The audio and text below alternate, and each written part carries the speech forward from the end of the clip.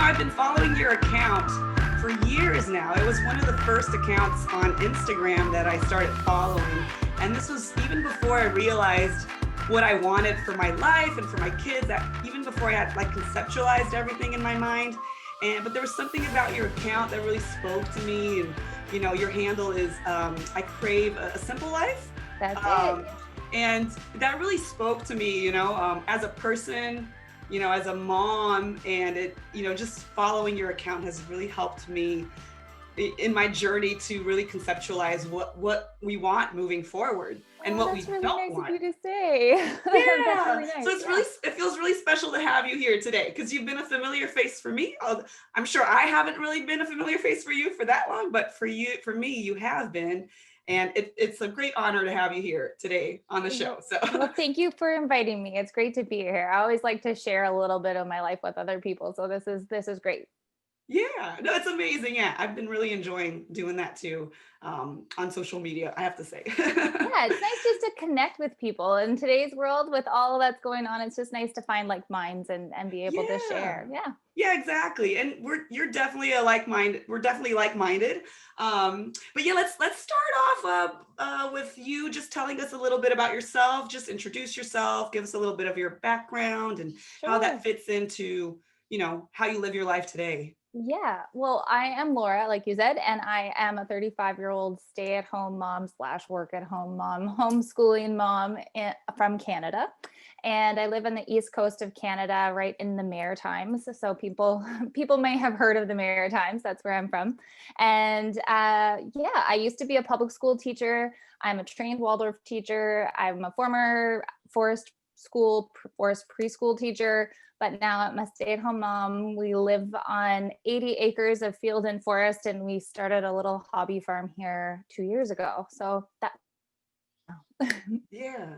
And what prompted, I mean, you made some changes in your life, right? I mean, our stories are pretty similar. I guess you grew up more in a more urban setting, and you started your parenting journey also in that type of setting, and you moved to the country. So can you tell us a little bit about that choice that you made and what prompted you to make that choice? Yeah, for sure. I like to call myself a true Canadian. People ask me where I am from, and I have to say Canada because my father was a Mountie. He was in the RCMP. So we traveled all over Canada through transfer. So similar to like military families, we moved a lot. So I got to see a lot of Canada, but home was always the East Coast. And so we used to visit grandparents and things like that here. So when it came time to go to school, the East Coast of Canada has a lot of universities, and this was a natural fit. I met my husband and we wanted to stay here. The Maritimers, everybody's super friendly here. That's just kind of the way that life goes. But growing up in, suburban areas throughout Canada, it was just natural that we thought that we would live that suburban life, kind of that American dream of, the 2-story house in the subdivision with the cat and the dog and the 2 kids. And that's what we were doing. But as soon as I became a mom, everything changed. I didn't want to go back to work. I love teaching, but I didn't want other people taking care of my kids. I wanted to be there for my kids. And I was very much into attachment parenting, and there was no way that I could trust anybody else, family or otherwise, with my own babies. So as soon as that happened, it changed. I chose to stay home. That meant no income coming in. So living a little bit beyond our means in that suburban life and feeling the pressures of, keeping up with the Joneses, so to speak, was really, really huge. And my parenting journey was very much this natural living kind of life, but yet we were trying to make that work within the confines of suburban pressures and things. And previous to that, years ago, before we ever had children, my husband and I, we went to a historical, kind of like a pioneer village, but a little bit older than that, a colonial village. And as we walked around, we got to see like this garden outside this beautiful house with like chickens scratching and pecking. We walked in and this lady was like delving out this lovely, like home cooked meal to this little girl that was working there for the summer. And my husband and I, on the way home, for whatever reason, it just kind of struck a chord with us to say, like, how far we have come from our food. And that was kind of the start. We were living in downtown in an apartment at the time, or we weren't even in our home yet. And we really realized okay, like that chicken that she served that girl was probably pecking in the garden like last week, right? And Mhm. we looked at what was in our cupboards. We looked that we weren't healthy eaters, but there was a lot of stuff that was obviously packaged, pre-made, processed. So I started to make some changes in our diet, which made me kind of open my eyes to the environmental toxins and the other things. So before we had children, we went on this like detox of our life, or a detox from everything, and it just kind of opened our eyes to that like old-fashioned living, that simple living. And so even before we ever had children, even though we were working two jobs and still working towards a suburban, dream, we were still kind of in that mindset, had that calling of a simpler way of living.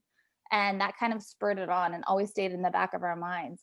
And so as we became parents, it just felt natural to Mhm. want to breastfeed my babies, to cloth diaper, to stay at home with them. Like home cooked meals, the whole 9 yards. Like that was just kind of our way of life. It took us a very long time to get from parenting, becoming parents, to this life that we are now. But I'm a firm believer in things happening for a reason. And we never would have ended up here, which is like our dream home, our dream space. Everything just worked perfectly for us. So trust the timing of the world, because it was a great fit for us. So yeah, it's been a lot of changes, but that was kind of like this the beginnings of it, was that trip to that historical village, and then truly becoming a mom. It just changed me big time. Yeah, it's like a seed got planted It in really your did. brains that Yeah, one trip. it really Yeah, did. even before I had kids, I always been attracted to like the old way of living, just simple living. There's something about that that feels so fulfilling, right?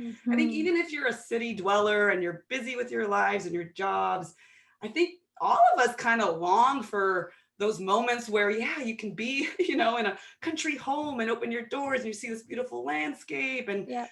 the skies are wide above you and birds flying above and chickens roaming around Yep. and Yep. some of us take that longing, and you take the next step and make it happen. And other people are maybe they don't have those opportunities to do that, but I'm sure that's kind of a longing that all of us have. Yeah, for Yeah, it's sure. like an ancestral or primal inside. You know what I mean? It just brings you back to what people have done for thousands of years. And so it was interesting as we were processing our chickens last year for the very first time. We were like, this is new for us. We were nervous. We were kind of grossed out by the whole process. And we realized that it was really only like a generation or two before that they would have done this on a normal time. So it's not that we've been that far from it. We're just kind of coming back to it now. So Yeah, and it's interesting too that that knowledge, that primal ancestral knowledge, like that's still within you, right? I mean, even if you've had this urban, you grew up in an urban lifestyle or environment, if you put yourself yeah, into that situation, into that environment, that's still within you, right? I mean, I always talk about rewilding, and I think you're yes. doing the same. I always say that people that have homesteads and things like that, they're also rewilding it. It's just kind of like going back to your ancestral roots and bringing that back into your modern day life. Yeah, exactly. My husband and I, before we had children, we were really inspired by Arthur Haynes and the whole rewilding movement. And we listened to his podcast, and we started to like learn more, just again, of Mhm. those ancestral knowledge. We started to buy books and like think of, foraging. And we were big hikers and campers, you know what I mean? Like Mhm. get away on the weekends as far as we can and go like do a big hike and then come back and go back to your regular life.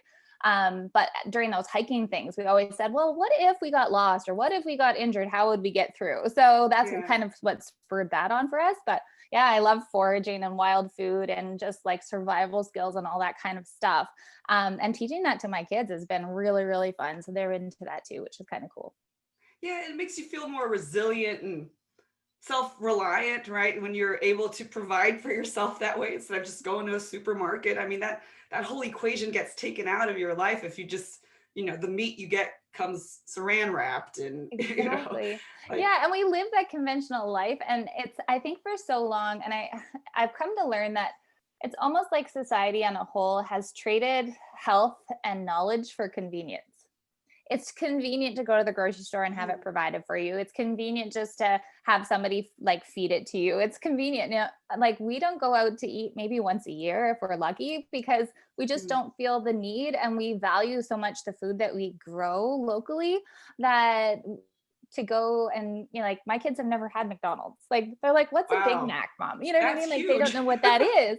But that's like because now where we live is quite a ways away too. So it's different. But yeah, when you start to learn about what's in your food, you start to learn about how food is raised, you start to learn about like the environmental impact that food has. Like we are not vegetarians by any means, because I truly believe in the regenerative farming, regenerative agriculture, the permaculture ideas that come along with using animals to help the land, but then in turn help us too, right? So Yeah. again, it's this simple back to nature, back to our ancestral roots, you know?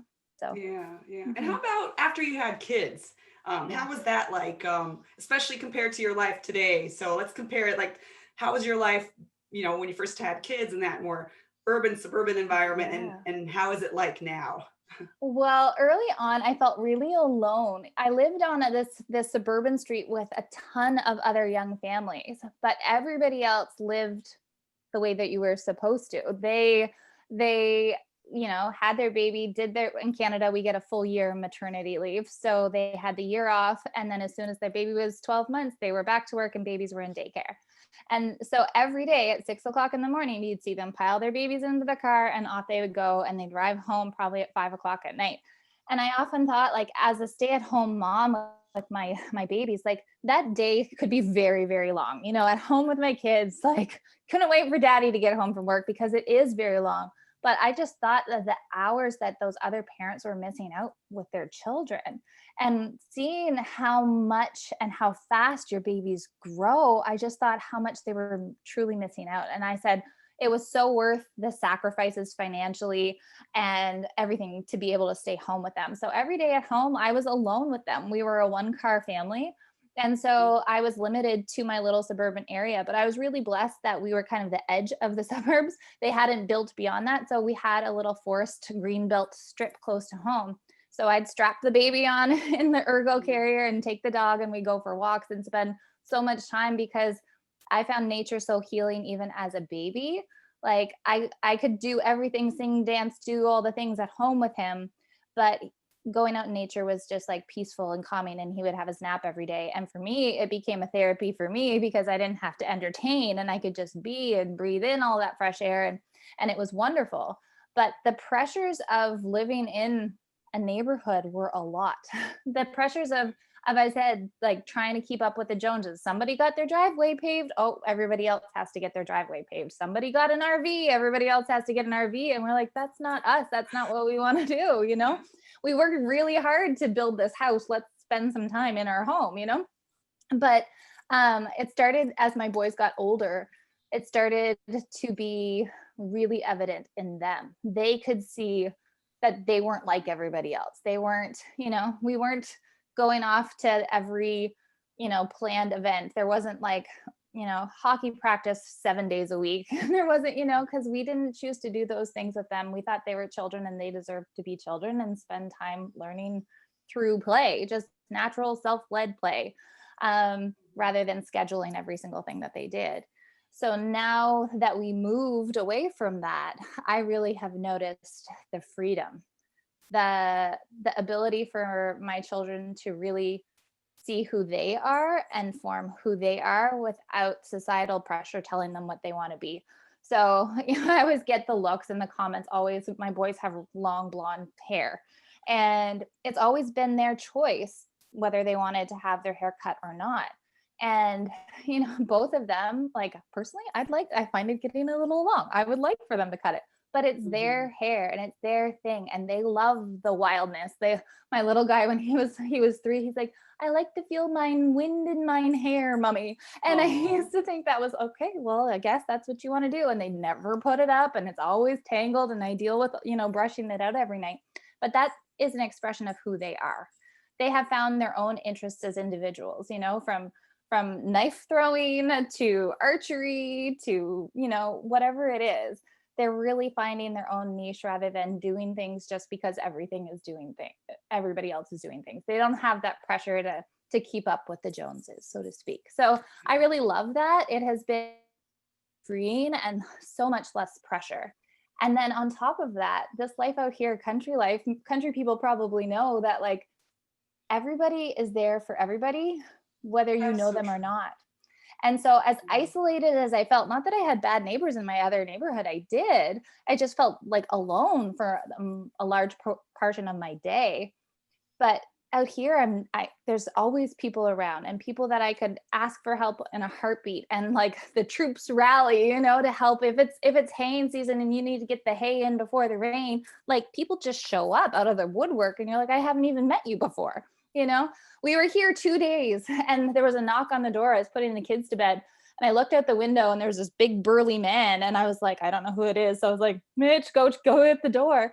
And there's this man, he's like, hey, I heard from the neighbor down the road that you are interested in starting a farm. Do you want some chicken? And my husband was like, chicken to eat? He's like, no, some chickens to get you started. I've got some extra. And it was just like, people just give out here and care, even though they don't know you. And it was so weird at first, but now I love raising my children in that they know that there's truly that village or that community to raise the child. It's so ironic, right? That, if you're in a more urban setting, you would think that you would know more people and your interactions, you just have way more interactions and meaningful interactions because there are more people around. But the reality is that everybody's so busy. We're in this culture of being busy all the time. We got to be busy. There's no like just slowing things down, taking a breather. Yeah. That you end up not even knowing your neighbors. It's so many of us don't Yeah. know our neighbors, right? I mean, I know for me, before I had kids, I never knew my neighbors. Even Yeah. across, I used to live in an apartment building. I didn't know my neighbors even across the hall, and they were my age. And maybe part of that is my fault because I think I was more of an introvert back then.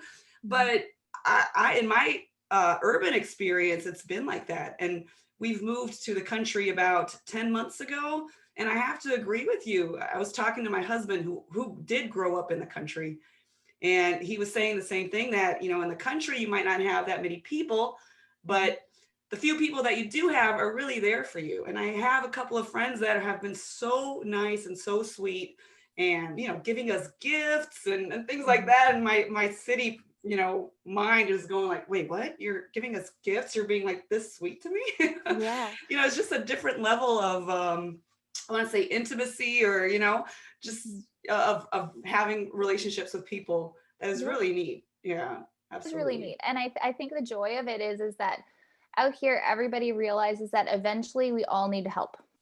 Where in the city, it was almost like these silos of like, let's be friendly, of course, because we're Canadians, right? Up here, everybody Mhm. waves and says hello. But like for the most part, like you stay in your fenced in area and you wave over the fence, right? Like it's not that connection in a way that out here, you know, and nobody, how do I describe it? Nobody owes anybody anything. They realize that in the long run, everybody's going to help each other out. If I, help him with his hay this time, well, then he can help me with my this that time. You know what I mean? Like everybody tends to like, there's never any payment. It's like almost like this barter or trade of just, old fashioned barn raising. That's really what it's like out here. And has been a really interesting experience because you connect to people so much deeper when you are on this journey of fulfilling a purpose together. So some of the farming families that we've met over the last 2 years, like they have become bosom buddies, like best friends. And it is just wonderful to see, the kids connect and the kids, pull up their sleeves and try to help and do things together too, and feel that purpose and feel like they have meaning and they have value to the workings of the farm or the community or the family. Yeah. Yeah. I think the flip side of simple living, the other side, is wanting to have relationships and experiences over material things, right? I mean, that you slow down because you want to experience more of those things, as opposed to, join the rat race where you're just working to pay for the expensive toys to make Mhm. you feel more fulfilled, because Yeah. you have kind of like that emptiness. But then you really rely on that job that you absolutely hate That's it's it. kind of like this vicious circle.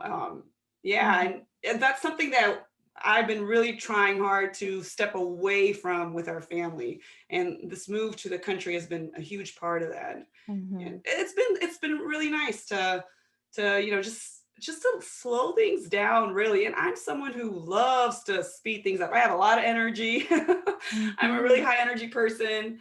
I do like to socialize, and with COVID also, it really forced us to just really hit the pause button in the country. So Yeah. it's like a Yeah. whole another level of pausing, and it's been almost meditative in a sense for all of us.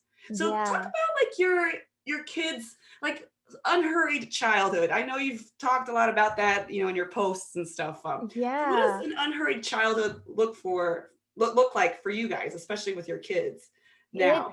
it is so it's so easy. And I think that I say that it's easy, but we as parents make a lot of sacrifices so that it is easier on our children.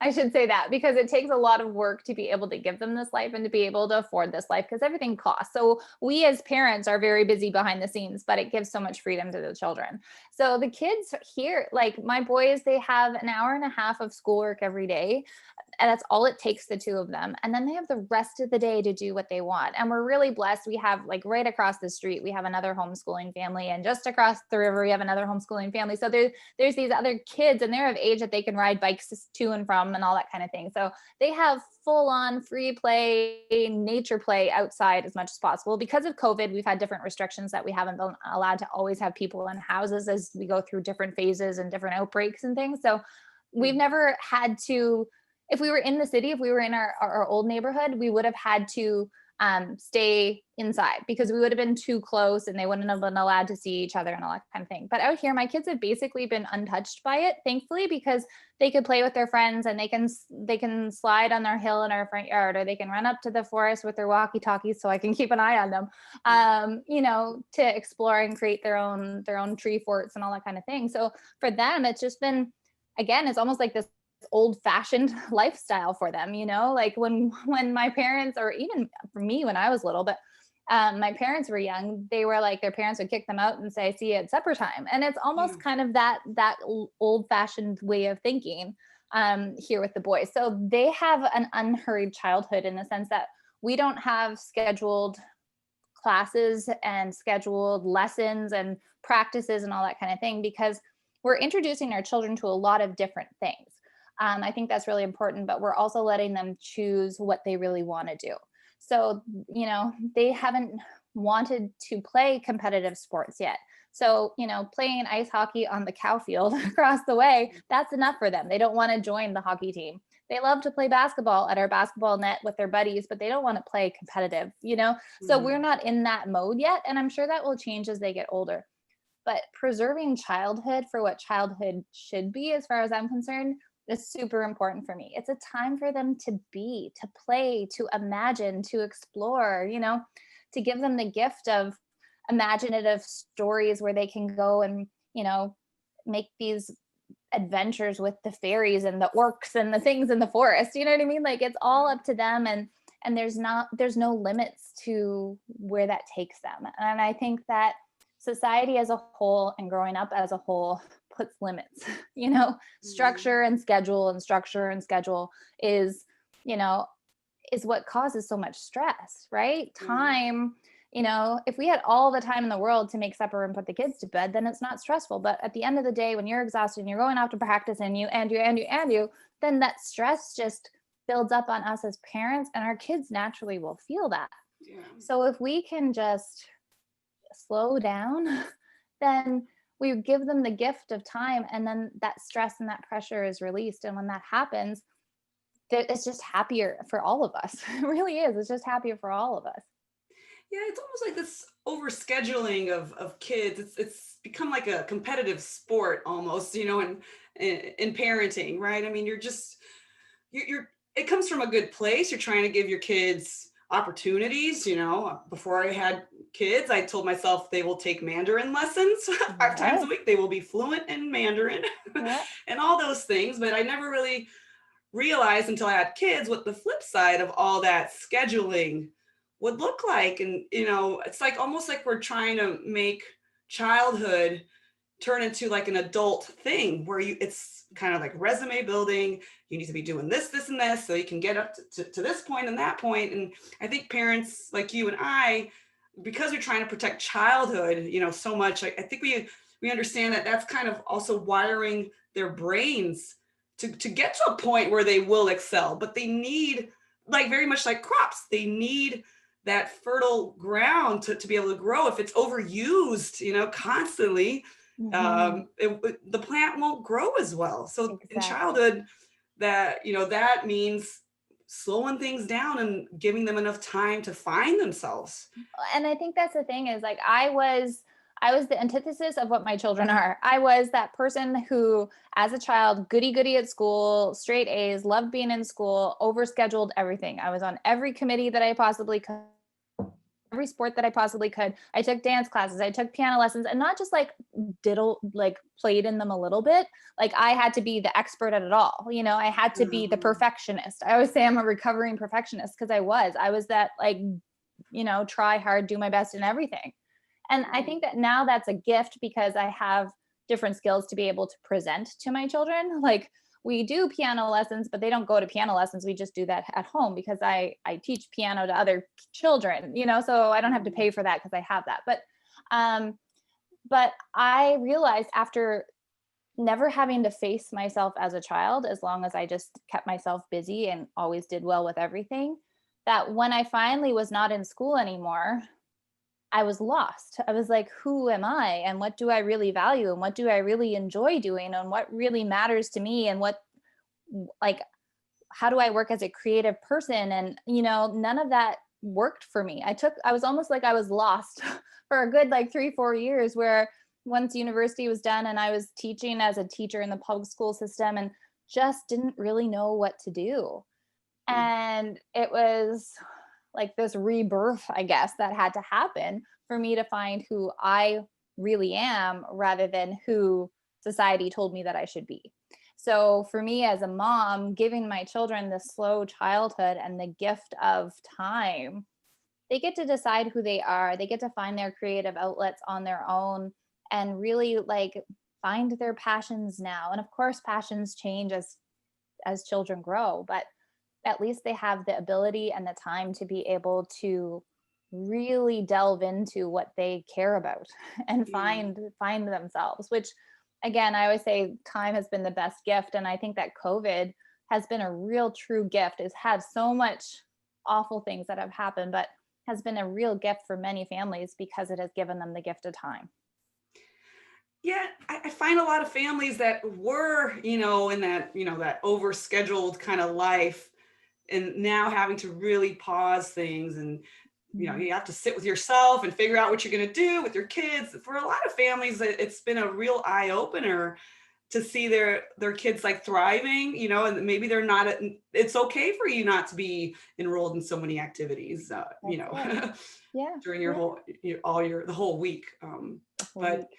yeah, I mean, I know a mom who, and we love them dearly. And you were talking about your life, living in the suburbs, and you had this street full of kids. And same with us, we lived in a cul-de-sac, and every single house had children, but you would never see them. It was always only us outside playing. And it would have been 30, maybe, I don't know, 35, 40 kids out if had they stayed home, had they maybe had a slower schedule. Now, I think a lot of that has to do with moms having to work as well, you know. Hmm. But it was ironic that the only children playing outside were the children of stay-at-home moms. It's Hmm. almost like, like the people that were able to make that choice to have more of a simple living. And so those kids were really playing outside all the time. And I was very blessed that there were two moms doing that. Hmm. However, one mom that we do love a lot, was constantly scheduling their kids. So even, after they kind of came home from school, they would still go out to a different activity. So we wouldn't rarely see them. Yeah. Um, so it's just the same story that we had. Yeah, Yep. it's very interesting just I to think notice like, it's wow. so common for everybody to have that similar story. And that's the thing is that like making the conscious choice to stay home, that was really difficult because as a woman and as a mom, as an educated person, I think of the money invested into your post-secondary education, and like you get that pushback of like, you're just throwing it all away, or you hear people, oh, it's so easy for you because you stay at home. Well, staying home takes a lot of sacrifice, financial, and changing how you work, and also finding that fulfillment of yourself as a mom. So you're not, quote, just a mom, even though being a mom for me is like the best gift ever. So when I say just a mom, that's not what I mean, but like you get that criticism and you feel that. So again, being strong and finding out who you are and what your values are as a mom, that's kind of like the touchstone for your children, because they're going to, monkey see, monkey do. You are that role model, whether you like it or not. So if you are making the choice to slow down, or if you are making that choice to be your own true self, then that's going to be the driving force for your children to be able to see the work and the effort that you do so that they can live the way that they live. So yeah, I think it's just important to know that, like, if you really want something and it's really there, then you find a way. It's not always easy. Sometimes it takes years, like it did for us. It took us years and years to get here. But in the end, it's been so worth its weight, its true weight. So Yeah, absolutely. No, it's been the most fulfilling thing for me in my life to become a mom. It's been the biggest source of, growth for me, and knowledge, self-knowledge, self-awareness, and I could not trade it for anything in the world. I mean, I have a master's degree from a very nice university. Paid a lot of money to go there. But it wasn't in my heart. It wasn't something I was passionate about. And that's going back to what you were saying too, like how we were like, constantly kind of like in the rat race, just going from A to B to C to D. And then you're out of school and you realize, okay, who am I? Like, is this really what I want to be doing for the rest of my life? And that's why it's so important for me the whole unschooling thing is so important for me, because I want them to know who they are. I want to give them the gift of time. exactly. I don't want them to feel pressure to do this and that because everybody else is doing it. That's right. So that they don't wake up at 40 years old and be like, oh, this is what I want to do.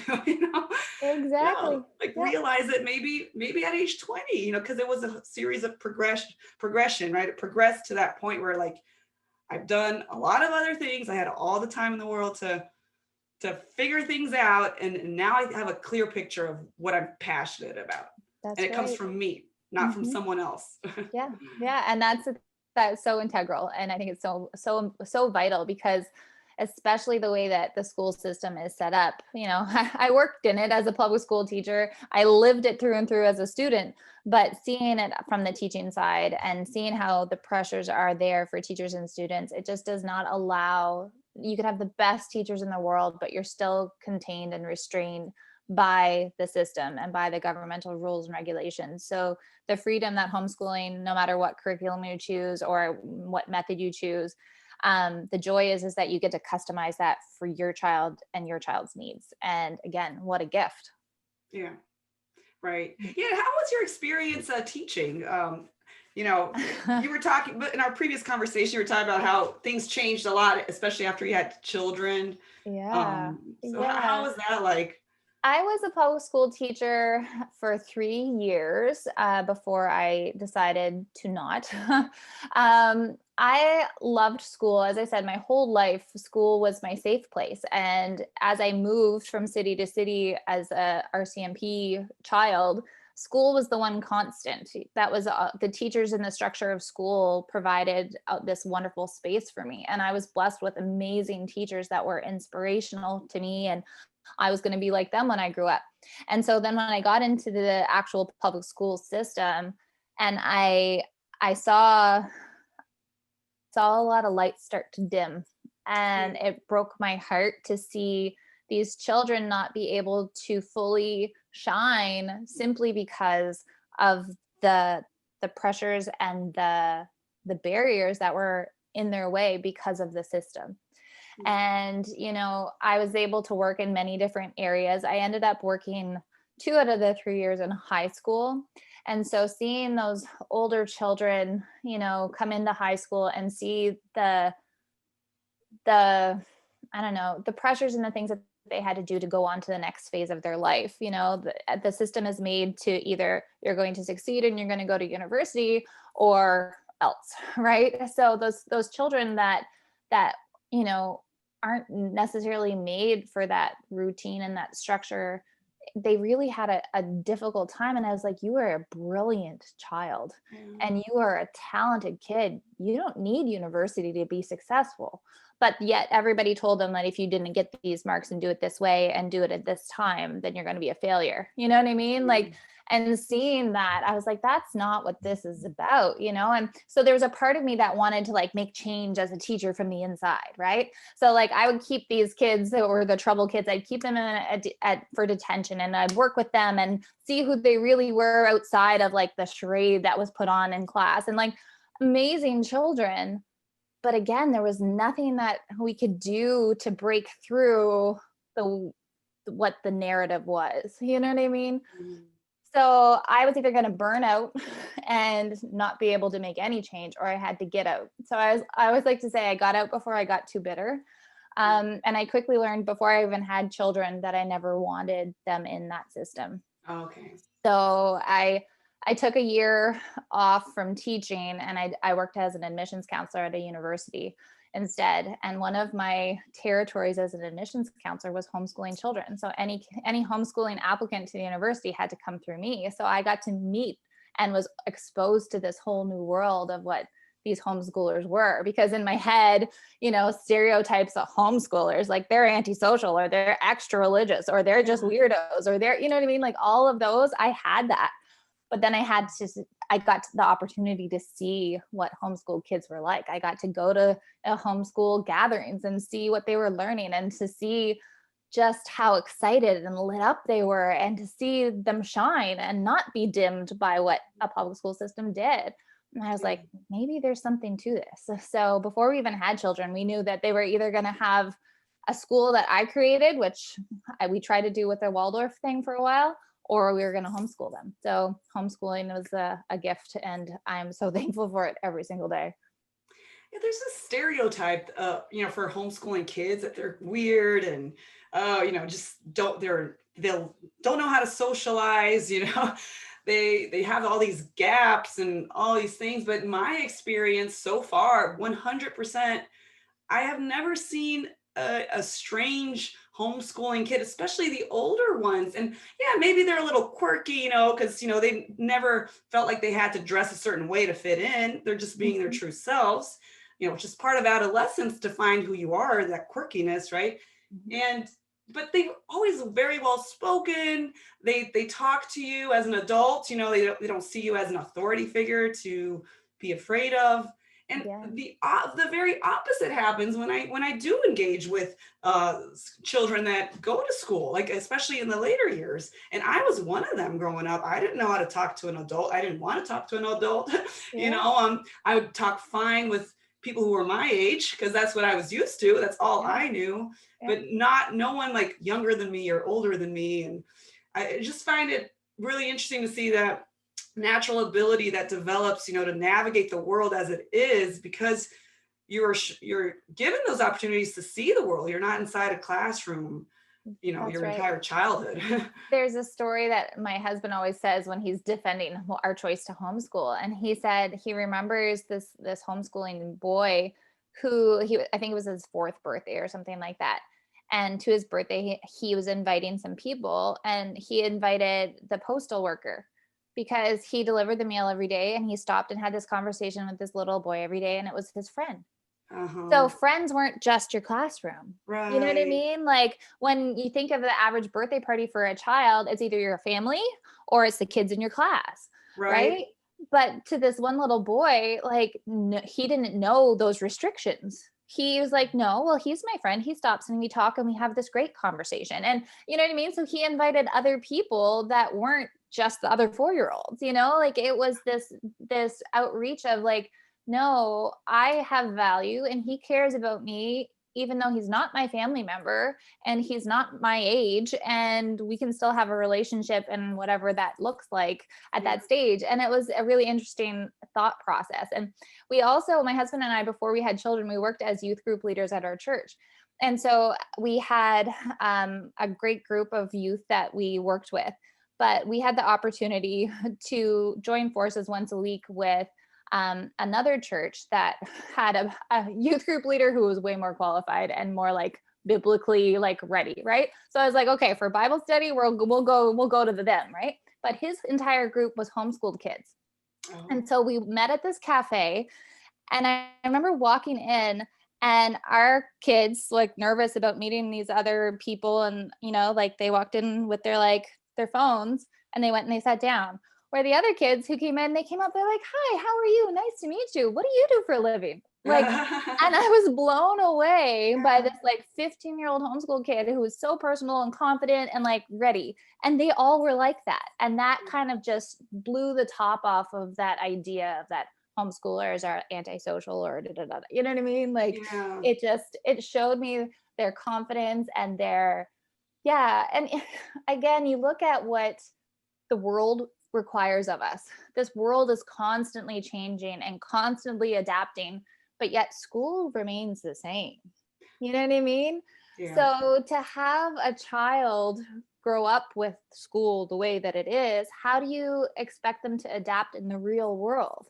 Where homeschoolers, they live in a real world every day, Right. So homeschooling, again, it's the freedom to grow and thrive in a way that you can't always do in a restriction of a system. Yeah, and also a lot of our current understanding about children and teenagers, we always base that off of kids that go to school. But kids going to school, they're going into a very artificial environment. Everything is segregated, age segregated, they're put in their little classrooms.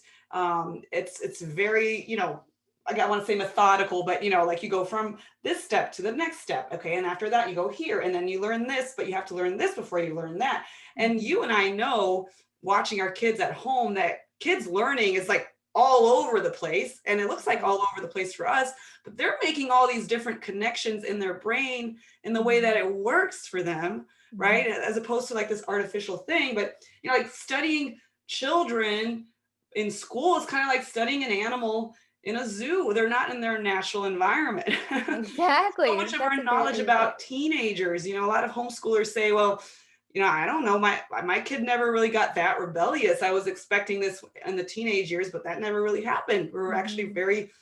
we bond really well. We're all very connected, and the understanding of teenagers is always like, oh, they need to go through this rebellious phase. Mhm. But maybe that's a symptom of the environment they've been placed in their whole life. Yeah. My Yeah. I theory. I think one of the things that I've loved so much through Waldorf that I've carried over into our life is that in Waldorf, everything is connected. Everything is connected.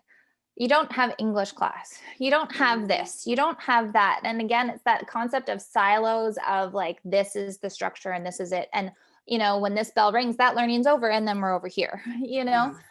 where Waldorf as a whole has changed me and has really like been formative in what I do as my life and how I raise my children and parent and everything because everything's interconnected.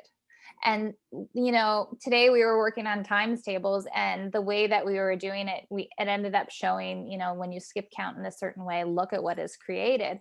And my little boy, he was like, well, let's see what happens when I skip count by threes. And he's like, it makes an 8-pointed star, mommy. And I was like, yeah. What if I do fours? And he did fours, a 5-pointed star. So to see the art that happened by learning mathematics, like they're not individual. It's not art class and math class. It's Yeah. it's connected. And it's not that math and science are so, like those are the intellectual, like fact-based, there's a beauty to it. And Mhm. so to be able to see the beauty in all things is really, again, I'm talking about gifts often, but I truly feel that that's what it is for my kids. And it has opened my eyes to see that, like, as a society as a whole, we can't deny what is going on in different areas, because in the end that does have a trickle down effect to us. So yes, my kids are sheltered out here in the country from the world, but the reality is that we're all connected. This Mhm. world is connected. The effects that are happening, as a global thing, that's a huge deal for all of us. But being able to recognize that and to know that every individual has value and purpose and an effect on what's going on in the grander scheme, like that's an interesting idea, because oftentimes I find that sometimes you're like, well, what's the point? Right? But to Mhm. realize that there's a point to it all, and know that um that it you have to be able to find a connection. And if you can connect, then that's where the emotion goes. And Rudolf Steiner, the founder of Waldorf, he always had like this is a really bad paraphrasing his quote, but he's like, educating the mind without educating the heart is not educating at all. Because Mhm. how many of us went through school, you memorize the facts, and I couldn't tell you what I learned in university and, my American history course. Like, I can't, Yeah. because it didn't affect my heart. It didn't Yeah. touch me, like it didn't connect. And so, like, I don't remember it. I spent a lot of money for that course. And yes, I got my B or my A plus or whatever it Yeah. was. Who even knows? But it didn't connect to me. So being able to give our children the ability to run with their passions, that's finding Mhm. that emotional piece to their learning, and that will stay with them because they feel it. Yeah. And so again, if we can find that connection in the world and your place in it, then you're going to learn, and you're going to find your value and find the meaning and find, that confidence that we all should have but don't always have. So Yeah. Yeah. It's almost like, learning the traditional way, the mainstream way, like teaches you to kind of compartmentalize things. And, I mean, I know for me, that's how I kind of saw things, even as an adult. And it's only been through my kids that I started to really realize, like, math is in music, and music is in, whatever, like it is in yeah, history, and everything's so interconnected. And, my whole rewilding journey is about also bringing that fluidity back, and instead of just living that, having that view of the world as kids, like, this is here, if you're a scientist, that's boring. I can't look at that because that has no application to, my life here as a parent. Well, it does. Like, it's all connected, and yeah, it's beautiful. And I'm so happy that we're giving this opportunity for my kids to grow up that way. They will not see math as something to be despised. Actually, math is kind of fun because, we do math all the time. We're playing board games, and when they're trying to, calculate in their minds when we're going to get from point A to point B in the car. hmm, I mean, it has a huge applicability to their lives. It's not something that they just have to look on a sheet of paper like I always had to. that's right. And I mean, and I mean, there are children that really learn that way, but for me, I know that didn't work because, like you said, I can't tell you exactly what I learned in university, and I was all A's. Yeah, I mean, exactly. the things that applied to me, yes, that I really was, oh, this is really interesting. But there was like so much stuff that I was forced to learn. And maybe had I had a childhood where I would have found myself, everything would have been fascinating and not just Yeah, like the 20 or 30% that I was being yeah. exposed to. That's right. And I think that's the joy, is like, my husband didn't go to university, he went to college, and I went to university. And um, I think society now has said, well, university is the next step beyond. And I guess it's changing a little bit. And we're starting to see that now. Like, people are saying, like, okay, essential workers are tradespeople and they make decent money. Like a plumber here in Canada, Mhm. it's like $80 an hour to be a Wow. plumber. And I was like, man, you know how many people have gone to university and have all these years and all this debt to pay off and whatever, and they'll never make that. But Yeah. the system told them that that's what they were supposed to do. You know what I That's mean? And success. and that's what success is, right? But what I've tried to teach my boys, and I was blessed to have this from my mom, she said the same thing, was that going to university isn't about getting a job. It's about becoming educated. But I think the pressure and the financial strain on it is, no, I'm doing this to get the job, or I'm doing this Yeah. to pass because that's all I can afford. And I have to pile it all in and get the best bang for my buck in the time that I'm in there. When the reality is like, we would have all loved and learned so much more if we could have chosen the courses that we wanted or were interested in, not the ones that we just needed for our degrees, you know? Right, right. So that's another thing, is that like I would love my children to be able to go to university, but if they choose not to, well, so be it. But go take that university course just because you're interested in it. You know what I mean? Yes, Don't get the exactly. degree, but go pay for that one course. You know, like Yeah. I mean, I grew up, thinking that if I were to be anyone, or if I were to be successful and pleased with my own self, I would have to have a master's, or a college degree at least, yeah, but maybe a master's. My dad has a PhD in education, so there's like the yep, role model my whole life. But now I'm just realizing, as a mother, I just want my kids to be happy. And I yeah, know that that sounds like all fluffy or whatever, but I know that if they're true to themselves, if they choose a career that they absolutely love, they will be happy. They will find their way. And people hmm always find their way. hmm We're humans are so resourceful. I truly believe that if you give a child the opportunity, of time to find themselves, they will find their way to happiness. And that's all I want, because there are plenty of lawyers and accountants and engineers who are very unhappy. And maybe they make yep, a good salary, but they're unhappy. And yeah, there are some engineers who are extremely happy. I always tell exactly. the story about my brother who spent his entire um, preteens and teenage years flying kites. Not a good student at all. He was just flying kites. And for our standards today, he would be completely wasting his time. He wouldn't amount to anything. Never did his homework, didn't get good grades. And the whole time he was understanding aerodynamics. And guess what he is today? He's an aeronautical engineer.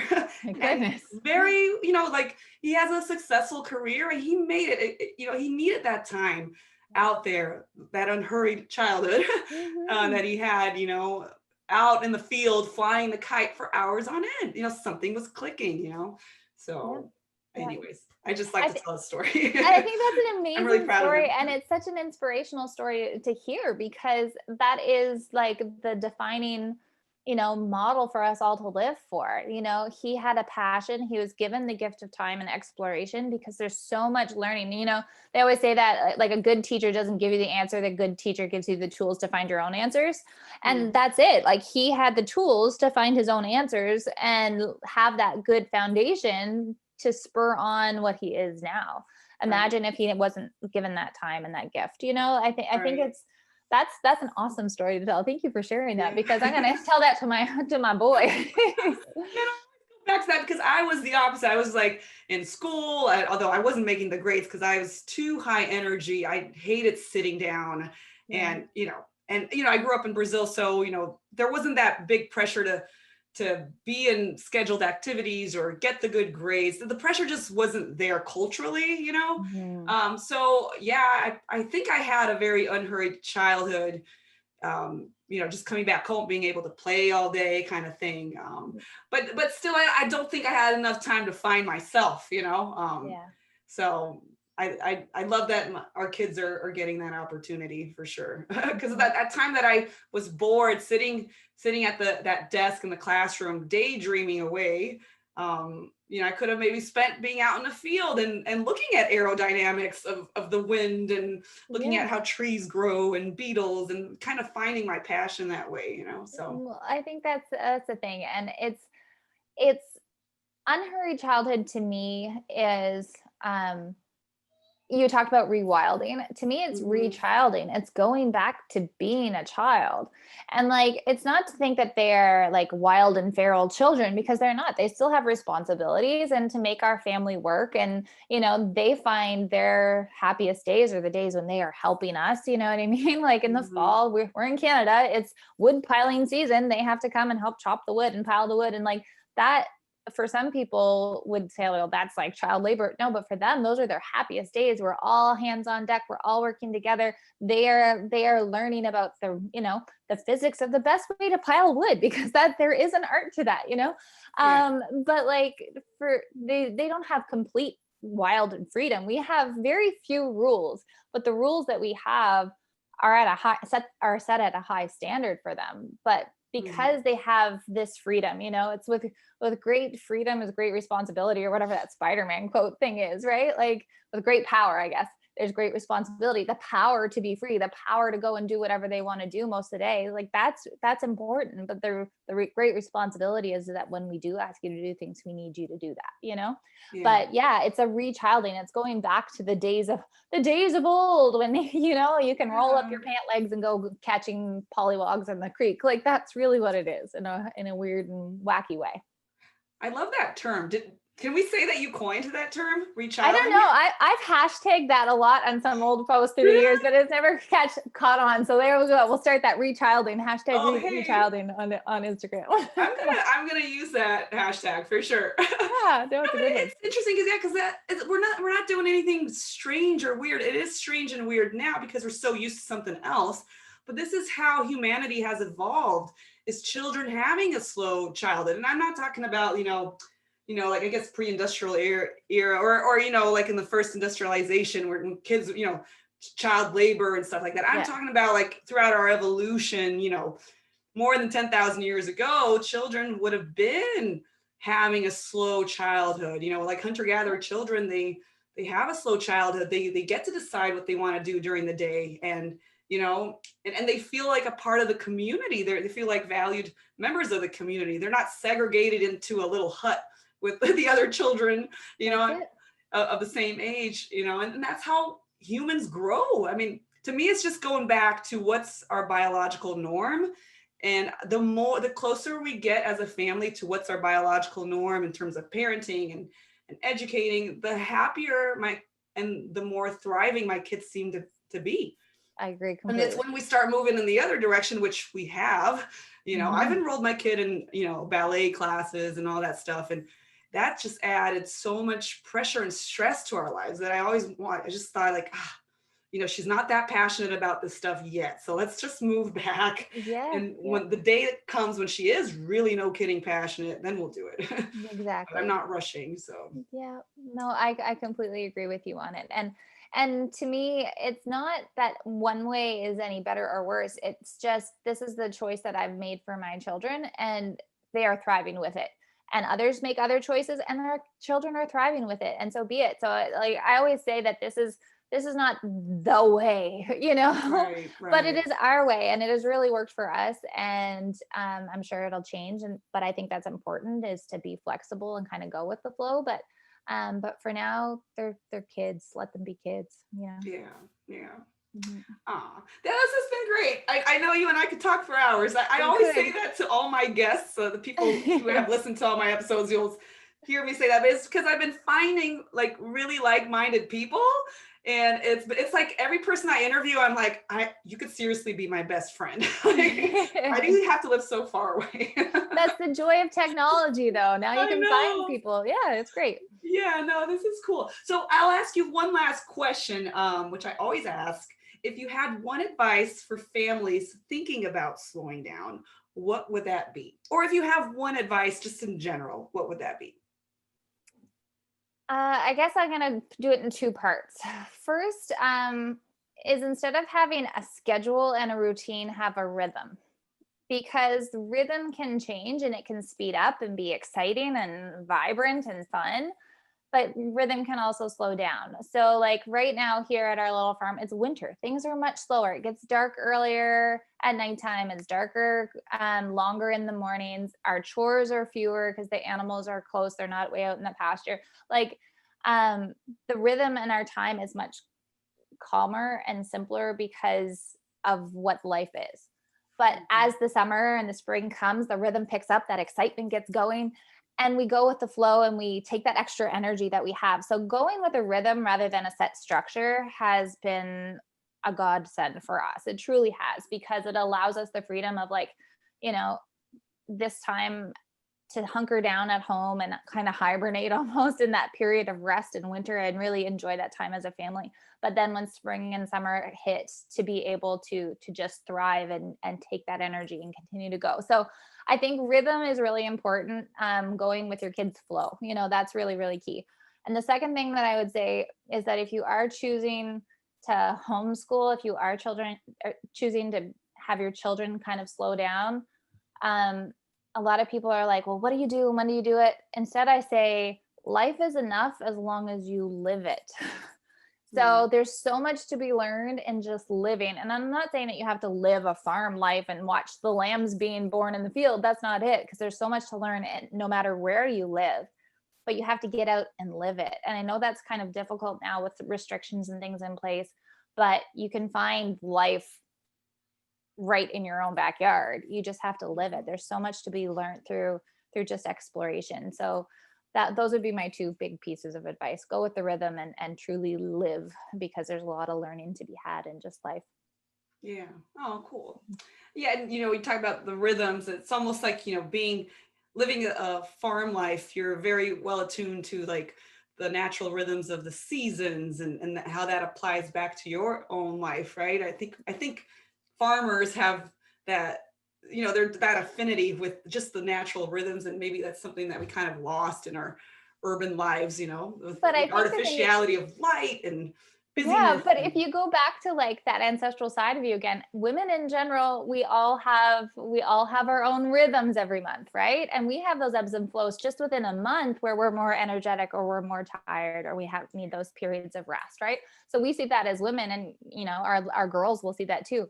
But go back even further, our babies, the first thing they hear, the first thing that they feel in utero, it's mama's heartbeat. It's the sound and the rhythm of the blood that goes through your body. They're going to feel the rhythms that as you're walking, as they're floating in your like placenta fluids, you know what I mean? Like the rhythm is such an ancestral part of who we are and a primitive part of who we are. The rhythm of a month with the moon, the rhythm, like everything is rhythm. Yeah. So it's not, you don't have to be a farmer just to be in touch with rhythm, but it does take a little bit of conscious effort to remind yourself of going with those periods of just simply breathing in, the time to like take stuff in and rest and recover, so that you have that time to and go when you breathe back out. So I don't know, rhythm has been formative for us. Yeah, and I will just say this, and then I'll let you go. I love that idea of rhythm, because that's a huge part of an unhurried childhood, is that if we're moving too fast with our kids and they're pushing back, it's time to maybe slow things down a little. Maybe the rhythm is a little too fast, So in my family, if we have a busy day one day, I know the next day can't be that busy. Yeah. I mean, for all of us. And it took me a while to really realize that, so COVID has actually helped in that area. Yeah, for sure. Yeah. So cool. It was so nice having you here. It was nice to be here. Thank you for inviting me, and thanks for chatting. It's always fun to go off on tangents. Oh yeah. But I feel like they're kind of all related. It all comes back, It all comes back, yeah.